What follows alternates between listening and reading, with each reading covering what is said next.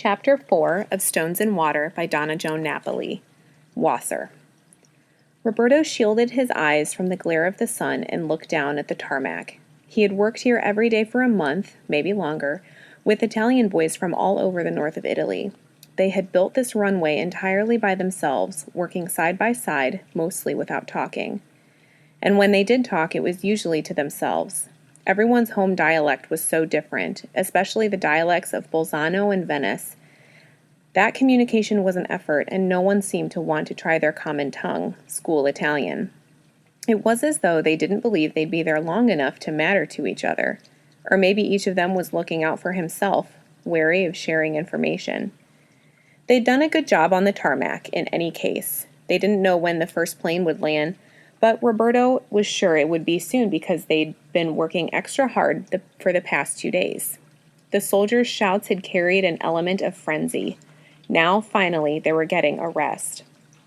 Roberto walked over to the farmhouse and sat on the ground beside Enzo with his back against the wall. He had only a vague idea of where he was. Germany somewhere. Pretty far north and east and pretty far from anywhere, it seemed. He rubbed his hands together. They were calloused from holding the handle of a pick so tightly.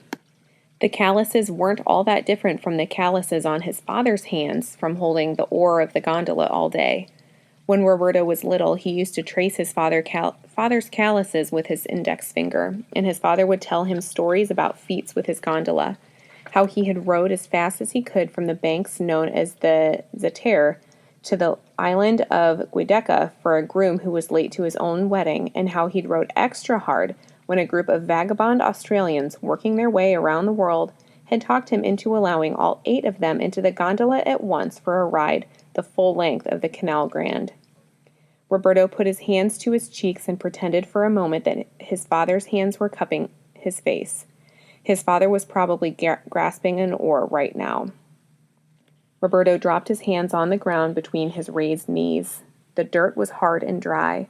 Everything was dry here. He missed the water of Venice. He missed the bright flowers that burst over the walls of the hidden gardens. He missed the smell of the sea, the sting of the salty wind in his face. He missed the food, especially olives. Quack, quack, quack, quack, quack.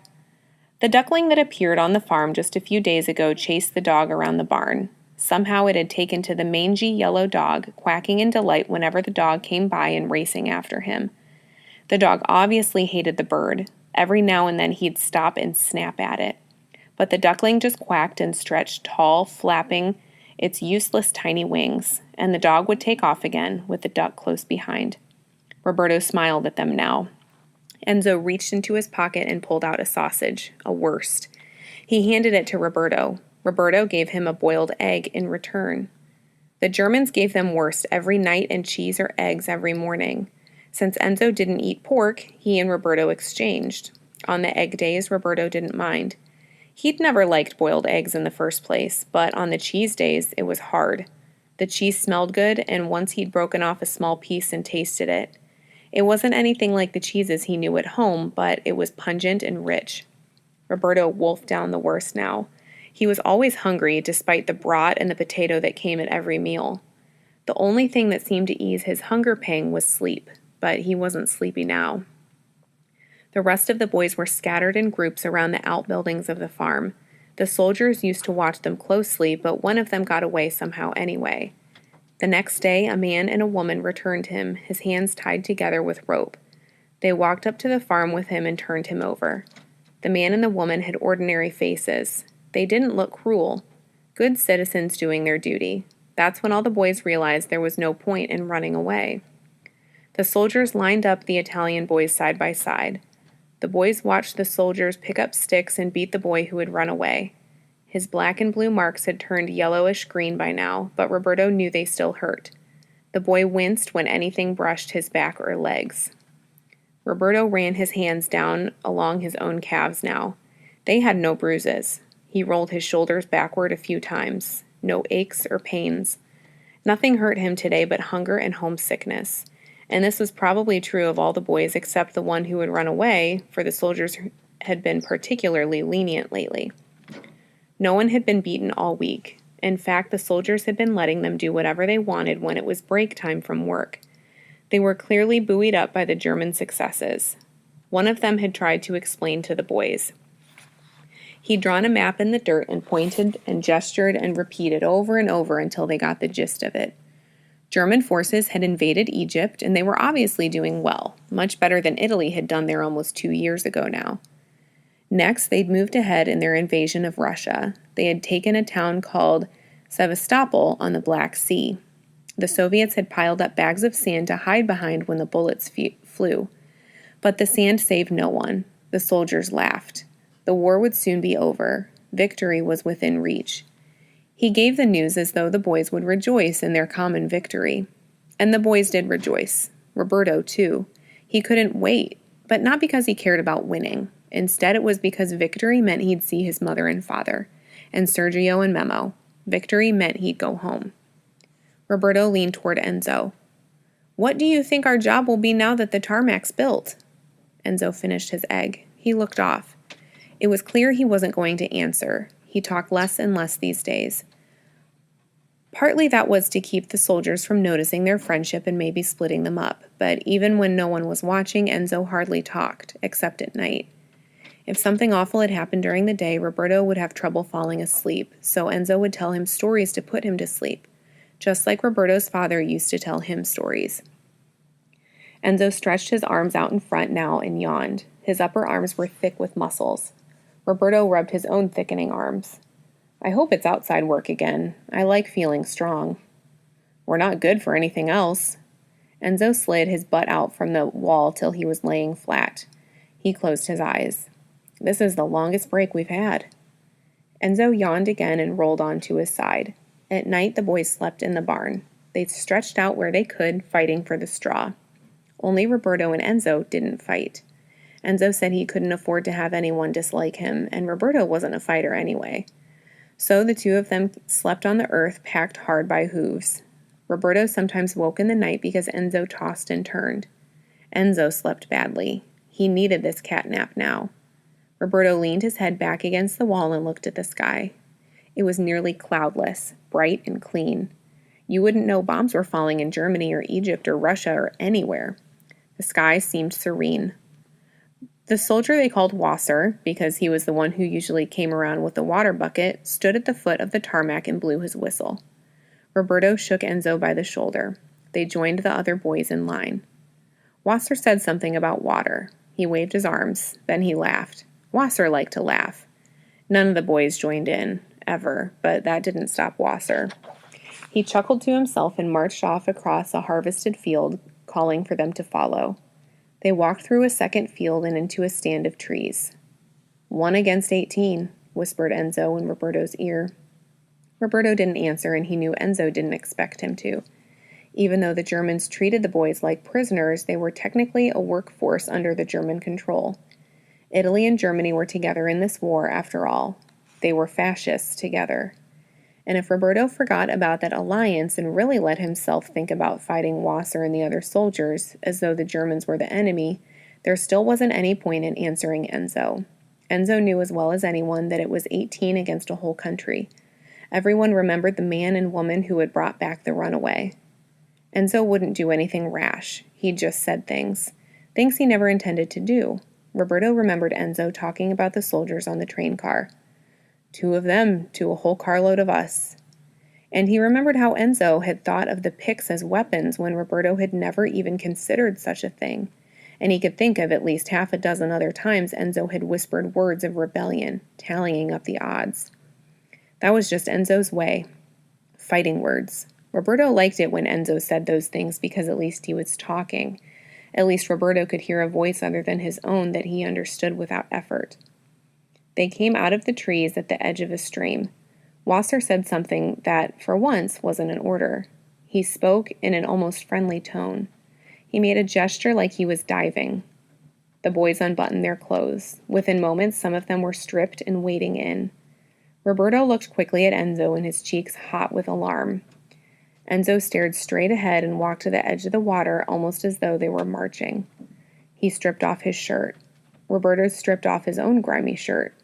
They'd lived in these clothes ever since they'd left Venice. It was a relief to be free of them. He could tell from their faces that everyone felt the same way. The boys in the water splashed each other and laughed, and actually laughed. They would have been a wonderful moment, clean and free, if it weren't for the worry. Roberto moved closer to Enzo. Enzo sat and took off his shoes. Then he pulled off his shorts and underwear together, still sitting. His privates were hidden between his legs. Roberto did the same. They ran into the water, Enzo half hunched over, splashing at Roberto. Roberto splashed back. He tried to smile. He tried to pretend they were having fun. And now they were up to their waists in the water, safe at last. They swam, closer and closer to the other side. For a second, only a second, the thought of escape flashed through Roberto's head. Futile thought. There was nowhere to escape to. Wasser shouted. Roberto and Enzo swam back toward the first side. One of the boys called to them. He said something in an Alpine dialect, and Roberto figured out it was about how well they swam. The boy's voice was full of surprise. Roberto looked around. Only 3 other boys were swimming besides him and Enzo. Any Venetian boy knew how to swim, but someone from an inland village, a hamlet in the mountains where he would learn to swim unless he lived on a lake or river. Roberto panicked for a second. Could anyone there possibly remember that the train station in Munich, Enzo had lined up with the boys from Trento? Was there a river near Trento? A lake? Roberto couldn't think of any from his school geography lessons. Some of these boys had been with Roberto and Enzo since that train ride, but surely they'd be thinking about their own worries. They couldn't remember who had lined up where. No one could remember that, and even if they did, what would it matter? So a boy from Trento knew how to swim. So what? Still, Roberto came back into the shallow water. He drank. The stream was delicious. He turned to tell Enzo how good the water tasted, but Enzo wasn't behind him. Enzo still swam in the middle. He swam in circles like a goldfish in a bowl. He swam and swam and swam. Wasser blew his whistle. The other boys got out of the water and shook off, dog-like. Still wet, they put their clothes on. Enzo still swam. Wasser shouted to him. Roberto stood in knee-deep water and watched Enzo. His heart beat so hard his chest moved up and down. All eyes were on Enzo, eyes that they had tried so hard to hide from up until now. If people kept watching, they would see Enzo as he got out of the water. They would know he was Jewish. Roberto would do something, anything, but he couldn't move. He felt glued to the spot, numb with doom. Wasser's face turned red. He blew his whistle hard. The blood vessels in his forehead stood out. Roberto turned to him suddenly, his head buzzing. "He can't hear well," he said loudly. He hit his ears with the palms of his hands. "He's sort of deaf." Roberto didn't wait for an answer. He swam out, desperation diving his arms and legs faster and faster. He grabbed Enzo by the elbow, not knowing what to expect, ready to punch him if that's what it took. Enzo turned his head toward Roberto with a dreamy smile. It was as though he didn't understand anything, as though the wild fear in Roberto was part of another world. He let Roberto pull him back into the shallow water easily. Everyone watched. Wasser's brows tightened and his face was hard.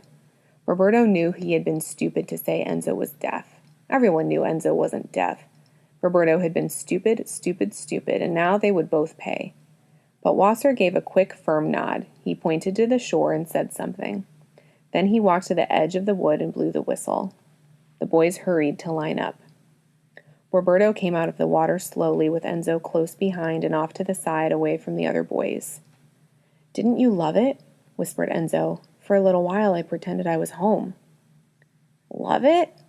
Roberto almost choked on the words. That was crazy. Roberto spoke out of the side of his mouth. The fear was subsiding and a new sharp feeling seared his eyes. He blinked hard as he sat and pulled on his clothes. It wasn't crazy. It was fun. It was as crazy as when you walked to the end of the train car and Memo and I had to rescue you. Roberto's fingers fumbled on his buttons. He was so angry now. He remembered what Memo had said in the train. He told Enzo he wouldn't follow him the next time he did something stupid.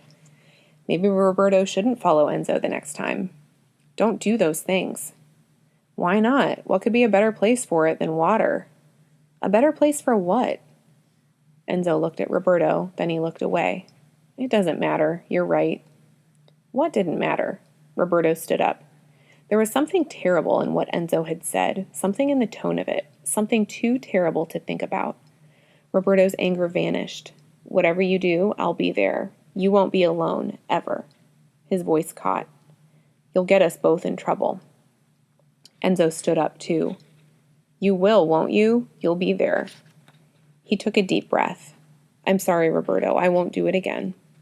A boy knocked into Enzo from behind. Roberto hadn't realized anyone was nearby. This boy was one of the few who had been swimming. He looked at them as they passed. And there was something in his eyes, in the set of his jaw. In an instant, Roberto understood this boy knew Enzo's secret. Roberto went numb all over again. Enzo didn't even look at Roberto, though Roberto was sure that Enzo, too, had seen the message in the boy's face. Instead, Enzo walked quickly to the line. Roberto followed, moving without thought, as though in a nightmare. That night, the nameless boy caught up behind Enzo at dinner. He tapped Enzo on the shoulder. He held out his hand. Enzo gave him his worst. Roberto sucked in air. That was supposed to be Roberto's worst. The boy stuck the worst in his pocket and held his hand out again.